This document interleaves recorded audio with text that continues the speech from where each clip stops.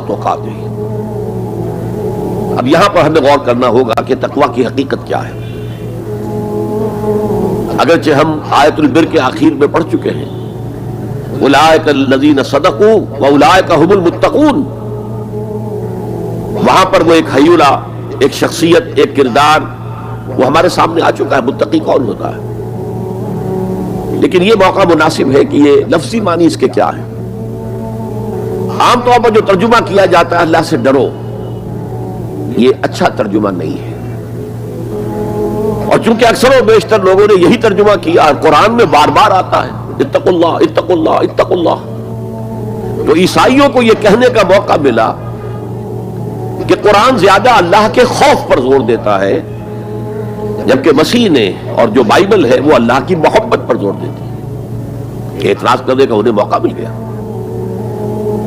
خوف کا لفظ قرآن کا خود عربی زبان کا لفظ ہے، قرآن مجید میں بھی آیا ہے فَلَا تَخَافُوهُمْ وَخَافُونِي، تم ان سے نہ ڈرو، اپنے دشمنوں سے نہ ڈرو، مجھ سے ڈرو۔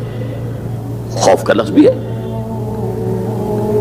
يَخَافُونَ يَوْمًا تَتَقَلَّبُ فِيهِ الْقُلُوبُ وَالْأَبْصَارُ، وہ ڈرتے رہتے ہیں اس دن کے تصور سے جس دن کے نگاہیں اور دل الٹ جائیں گے، قیامت کا دن، حشر کا دن۔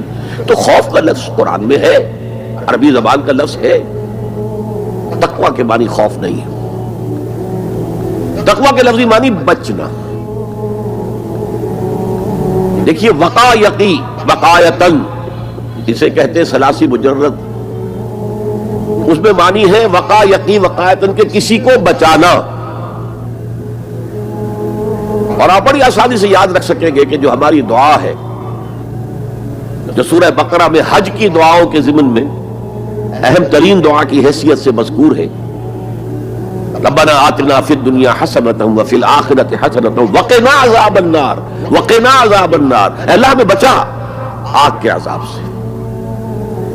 وقا یقی وقایتن کے معنی ہے کسی کو بچانا۔ باب افتعال میں یہ بنا ابتقا، اور واو اور تا یہ جڑ گئے، اتقا اتقا۔ اتقا معنی خود بچنا، بچنا اللہ کی نافرمانی سے، بچنا اللہ کی ناراضگی سے۔ ایک بچنا آؤٹ آف لو ہوتا ہے، out of reverence, out of respect. ایک سلیم الفطرت بیٹا چاہے گا کہ میں کوئی ایسی حرکت نہ کروں کہ میرے والد کو اس سے دکھ پہنچے، یہ بھی بچنا ہے۔ ظاہر بات ہے کہ والد کا خوف نہیں ہے اسے، یہ اس کی روش آؤٹ آف لو ہے۔ والذین آمنوا اشد حبا للہ، جو لوگ صاحب ایمان ہیں وہ شدید ترین محبت کرتے ہیں اللہ کے ساتھ۔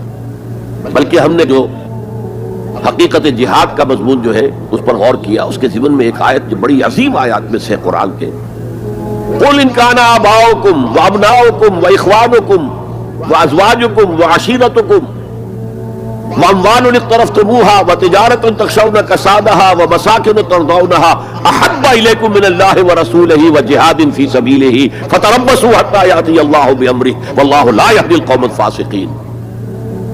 اے نبی ان سے کہہ دیجئے، اے لوگو، اگر تمہیں اپنے باپ اور اپنے بیٹے اور اپنے بھائی اور اپنے زوج، مرد کے لیے بیوی، بیوی کے لیے شوہر، اور اپنے رشتہ دار اور اپنے وہ مال جو تم نے بڑے محنت سے جمع کیے ہیں، اور اپنے وہ کاروبار جن میں کساد کا، سد بازاری کا تمہیں خوف لاحق رہتا ہے، مندہ نہ ہو جائے، اور تمہارے وہ مکان جو تمہیں بہت محبوب ہیں، بہت سجایا ہے، بہت عمدہ فرنش کیا ہے، اعلیٰ ترین مکان بنایا ہے،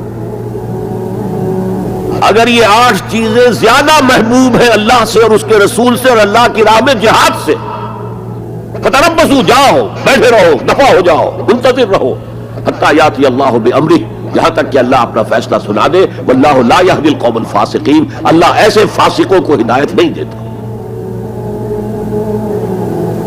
تو در حقیقت یہ اللہ تعالیٰ کی محبت کے تحت ہے کہ اللہ اور اللہ کے ساتھ جو عہد وفا استوار کیا ہے، ایاک نعبد و ایاک نستعین، کہ آدمی پھونک پھونک کر قدم رکھے، کہیں میں اللہ کی کسی حد سے تجاوز نہ کر جاؤں، اللہ کی قائم کردہ کسی حد کو پھلانگ نہ جاؤں۔